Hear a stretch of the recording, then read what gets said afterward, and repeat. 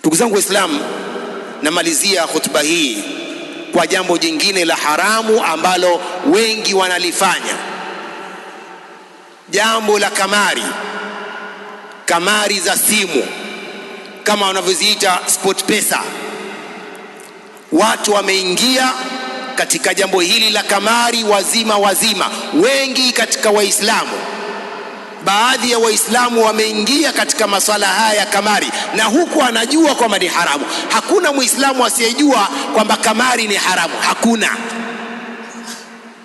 Hakuna Muislamu asiyejua uharamu wa kamari, kwamba ni fil kitabi was sunna wal ijma'. يقول الله سبحانه وتعالى في سورة المائدة: يا أيها الذين آمنوا إنما الخمر والميسر والأنصاب والأزلام رجس من عمل الشيطان فاجتنبوه لعلكم تفلحون إنما يريد الشيطان أن يوقع بينكم العداوة في الخمر والميسر ويصدكم عن ذكر الله وعن الصلاة فهل أنتم منتهون. Jambo la kamari ni jambo la kijahilia. Watu wa kijahilia kabla ya Uislamu ilikuwa wakifanya mambo haya ya kamari. Uislamu ulipokuja, Mtume SAW akafuta mambo ya kamari katika Uislamu. Leo baadhi ya Waislamu wanaingia katika mambo ya kamari basi tu kwa kutaka dunia.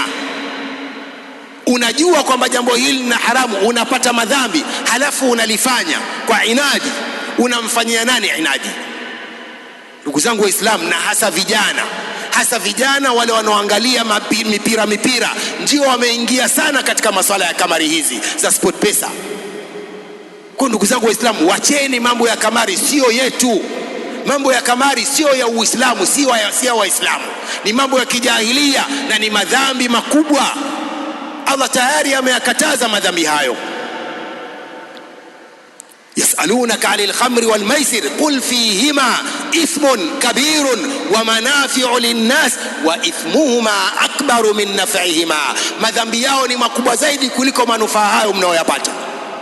Eti unalipa renti kwa pesa za kamari, unaishi kwa haramu, unakula kwa pesa za kamari, unakula haramu.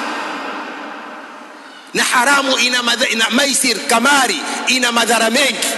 الميسر هو القمار كما قال ابن عمر رضي الله عنهما وابن عباس رضي الله عنهما قال الميسر هو القمار. ميسر ndio kamari.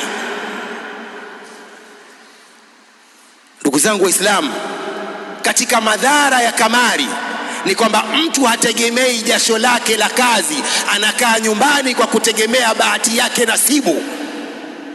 Uvivu wa kazi. Fanya kazi utoke jasho upate pesa za halali. Uislamu unaamrisha kazi za halali, sio ukae nyumbani ufanye simu zako upate pesa haram. Katika madhara ya kamari ni kufukarika, sio kutajirika. Kuna nyumba zilikuwa zimeimarika kwa utajiri, zikaingia katika mambo ya haramu, zikafukarika, wakawa mafukara kwa haya mambo ya kamari. Katika madhara ya kamari ni kwamba yanamzuia mtu na dhikrillah wa iqamati salah, yanamzuia mtu na kumtaja Allah na kusali. Mambo ya kamari pia, mambo ya kamari yanaleta uadui na chuki baina ya wale wanaocheza kamari. Wale wanaocheza nao kamari, hao mtachukiane, mpigane. Madhara ya kamari. Kwa ndugu zangu Waislamu, kamari sio yetu Waislamu. Uislamu unaamrisha watu wafanye kazi wapate pesa zao za halali, sio kukaa nyumbani ukapata pesa za haramu. Hazitakusaidia chochote, bali utakuwa fakiri badala ya kutegemea utakuwa tajiri. La, huitajiri ngo. Allah subhanahu wa ta'ala mwenyewe jambo alilolikataza halina manufaa yoyote. Jambo alilolikataza halina manufaa, bali lina madhara. Vijana wameshindwa kufanya kazi, wavivu wa kazi, wanakaa nyumbani na kupata pesa za haramu kwa uvivu tu. Fanyeni kazi. Uislamu unaamrisha kazi. Uislamu si dini ya uvivu. Uislamu ni dini ya kazi, lakini kazi iwe ya halali, sio kazi ya haramu. فنسأل المولى سبحانه وتعالى بأسمائه الحسنى وصفاته العلى أن يجعلنا من الذين يستمعون القول فاتبعون أحسنه. اللهم آت نفوسنا تقواها وزكها أنت خير من زكاها أنت وليها ومولاها برحمتك يا أرحم الراحمين. اللهم حبب إلينا الإيمان وزينه في قلوبنا وكره إلينا الكفر والفسوق والعصيان واجعلنا اللهم من الراشدين برحمتك يا أرحم الراحمين. وصل اللهم وسلم على نبينا محمد وعلى آله وصحبه أجمعين. سبحانك اللهم بحمدك أشهد أن لا إله إلا أنت أستغفرك.